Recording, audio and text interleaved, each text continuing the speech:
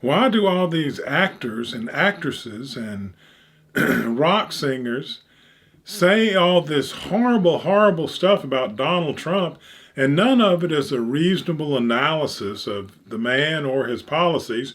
It's just, I hate him. He's a non-human piece of shit, and a lot of cussing in it, which is very telling. When we use those kind of expletives is when we're just overwrought with emotion, and that's what it is. They're overwrought with emotion at this person, and it's not about you know intellectual understanding. It's about emotional rejection of whatever Donald Trump is.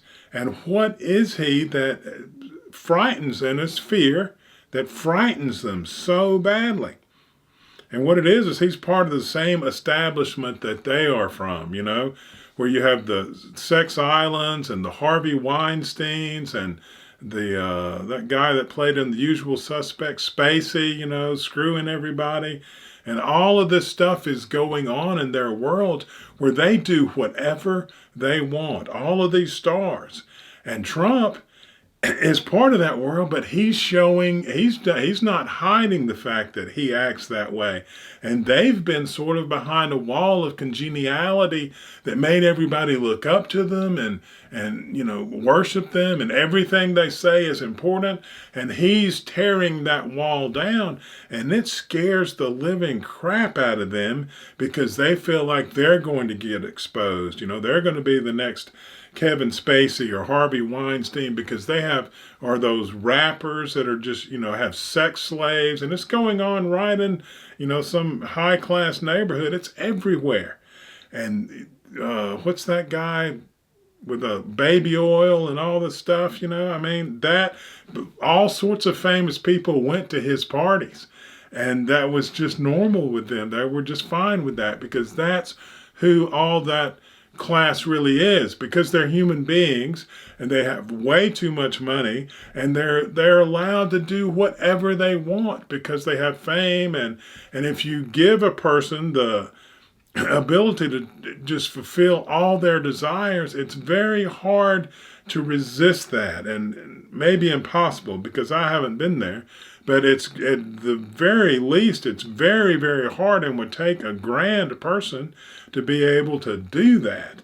And one thing that they never say about, and none of the left says about Donald Trump, that is so obvious, and one reason they're just getting their asses kicked by him, is because they never have any respect for the power that man has, for the fact that he went through all those court cases and survived, got shot at and survived, that he has gone through all of this stuff and became president again.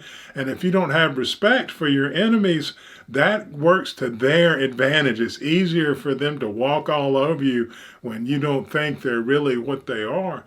And that is one of the great flaws in the left, is they don't give him the respect that he has obviously earned. Maybe you don't like his ideas, maybe you're against immigration, and then stuff like that. They scream about immigration like we should just all let everyone come in. Well, you can't do that. That's like letting everyone come into your house.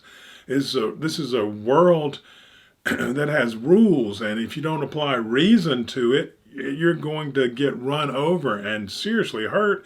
And just like Donald Trump is running over to people because they're just having these emotional reactions of hatred, and not an adult reaction of, hey, let's look at this, let's see what's going on, and let's try to put something together.